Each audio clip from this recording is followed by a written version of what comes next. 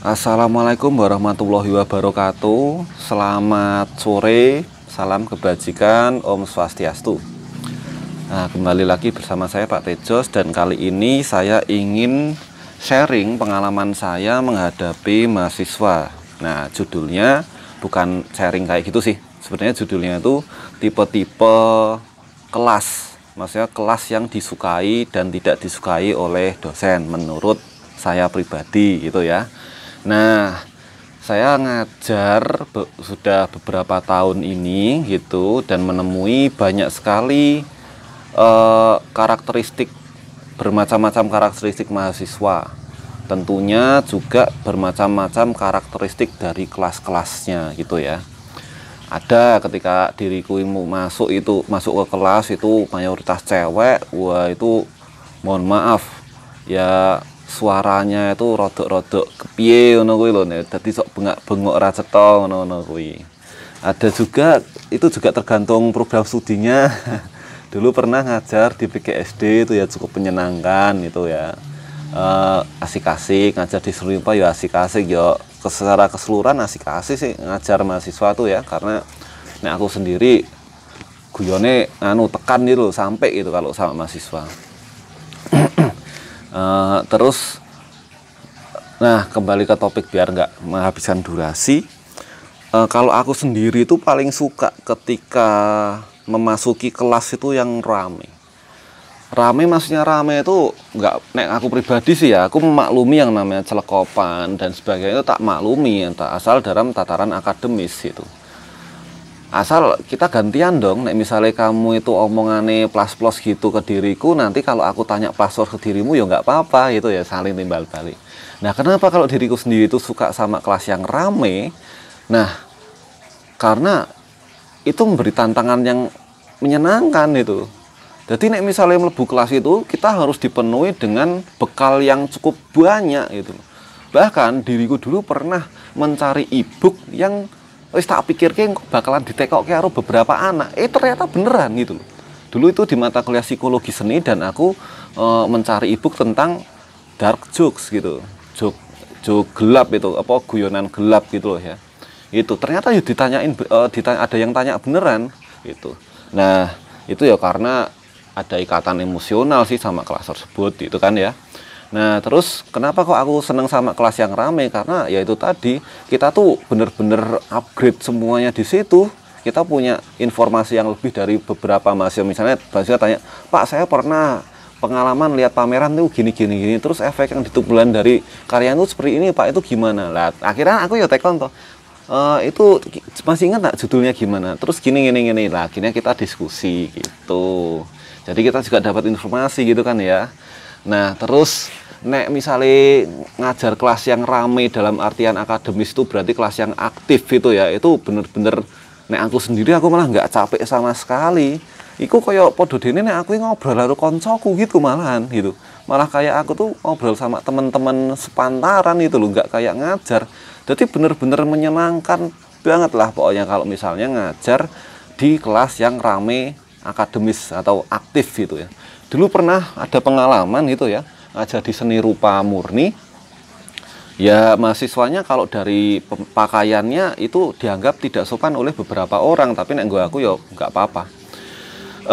Pada yang kaosan, ada yang celananya sobek-sobek gitu ya, dibledes, itu normal lah, mahasiswa kayak nggak pernah mahasiswa aja gitu kan ya. Nah itu apa, kursinya acak-acakan, ada yang madep serong barat daya, ada yang madep kiblat, ada yang madep utara, ada yang mengikuti apa, menghadap ke, pokoknya seluruh mata angin lah, acak-acakan kursi ini. Tapi ketika diriku jelasin, orang tuh anak-anak langsung aktif ya. Pak, berarti itu nganu ya Pak, walaupun ngarung-ngarung berarti kan nyandak uteke ngono lho gitu. Nek aku kayak ngono, dan ternyata angkatan tersebut itu masih ingat apa yang tak ajarkan. Edian itu aku salut banget, dan aku selalu mendambakan kelas itu yang seperti itu, rame tapi nyenengke itu loh. Aku dulu sempat habisin 2 atau 3 botol aqua nek misalnya ngajar di kelas itu. Jadi ngomong terus ngono kuwi, nggak kerasa habis sampai ada mahasiswa yang keluar beliin aqua. Wah, matur nuwun banget. Nah kayak gitu teman-teman. Jadi Nah, ada juga mahasiswa sing tanyanya tuh bener-bener sesuatu yang out of the box itu. Nah, bagi beberapa pengajar mungkin itu dianggap iki tekon opo sih, tapi itu menyenangkan banget itu. Beneran wis. Ngomong ke zona vertikal dan horizontal ngono kuwi to. Horizontal dan ngono ya. Soal hablum minallah dan hablum minanas dalam seni. Orang-orang pokoknya sesuatu yang tidak terpikirkan lah itu malah menyenangkan, tandanya dia tuh bisa melihat sesuatu yang tidak dilihat orang lain. Jadi nek ngajar anak-anak sing kaya ngono ki jane malah nyenengke sumpah ngono lho, daripada ngajar kelas yang pendiam gitu loh. Jadi ada pertanyaan meneng we, mesti to nek misal ditanyain ada pertanyaan gayane nulis padahal setel nek ditulis ki apa, wong aku udah enggak nulis di papan tulis lagi, nggak ada PowerPoint loh itu sesi tanya jawab kok. Ada pertanyaan gayane nulis asik mbok tulis itu apa gitu. Kenapa nggak tadi aja itu nek meh nulis gitu kan. Terus diem semua gayane ndungluk ngisor. Nek misalnya tak tunjuk apa ya. Ada juga yang baru ditunjuk itu baru ngomong, Pak sebenarnya kalau menurut Bapak itu ngene atau ya tadi sudah jelas ya Pak ini. Jadi kayak enggak aku iki doran duwe kegelisahan mau piye sih. Padahal di tempatku itu bebas. Ada dulu mahasiswa PGSD aku masih inget banget.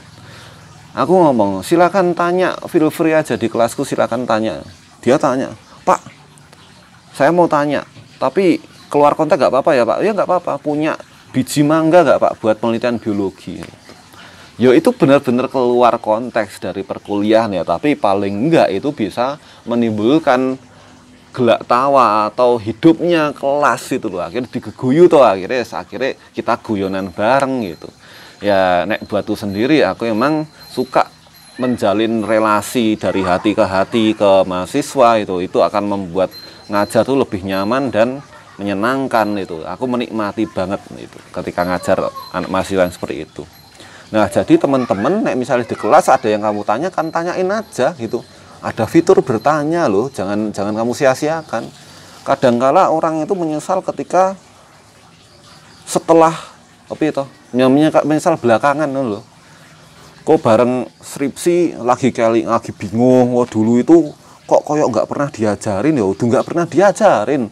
Kowe wae sing emang nggak gatekke dan kamu aja yang pas dulu itu kurang tertarik atau mbuh ada masalah apa, mungkin kamu kepikiran episode terbaru dari sinetron di Indosiar atau gimana gitu, akhirnya pas di kelas gak fokus nopo piye, aku nggak tahu itulah ya. Jadi tolong nek misalnya di kelas itu aktif aja teman-teman, feel free aja, anggap dosenmu itu sebagai temanmu, anggap dosenmu sebagai kakakmu, anggap dosenmu sebagai saudaramu, anggap dosenmu sebagai orang tuamu. Nek misalnya kamu tanya apapun, yakinlah beliau-beliau itu pasti menjawabnya. Walaupun jawabannya beda-beda, ada yang menjawabnya dengan malah jadiin tugas, ada yang jawabnya dengan muter-muter gitu, ada jawabnya langsung to the point, ada jawabnya pakai feedback, maksudnya nanti mengajak diskusi, itu nggak apa-apa. Dan gini teman-teman ya, ketika teman-teman itu bertanya, artinya teman-teman mencoba untuk meningkatkan kemampuan dalam bertanya. Wah, ada loh skill bertanya itu sangat penting loh teman-teman ya. Dan tidak ada pertanyaan bodoh tuh nggak ada. Jadi feel free aja untuk ask ke dosen kalian, untuk menanyai dosen kalian tuh feel free aja teman-teman. Terus apa nih? Oh iya, itu juga melatih cara penyampaian gitu loh ya. Ngono kuwi. Melatih mentalitas itu. Kadang-kadang kalian suka mikir toh, nih misalnya aku tuh pingin tanya tapi aku nggak berani tanya, terus jelas mas temanku yang nanya dan itu dalam apik sama dosen itu. Nah itu akhirnya kayak gue rodok getun. Nah makanya misalnya kamu tuh pingin tanya, oh itu jangan ragu-ragu kalau bertanya gitu ya. Itu aku lebih seneng sama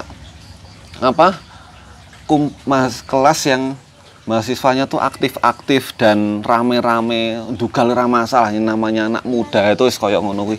Mas di autan dulu mas, tidak banyak nyamuk ini. Nah kayak gitu ya teman-teman ya. Terus ya itu pengalaman, dan satu kali lagi itu menurutku, kalau menurut dosen lain monggo itu ya. Jadi aku seneng kelas yang rame.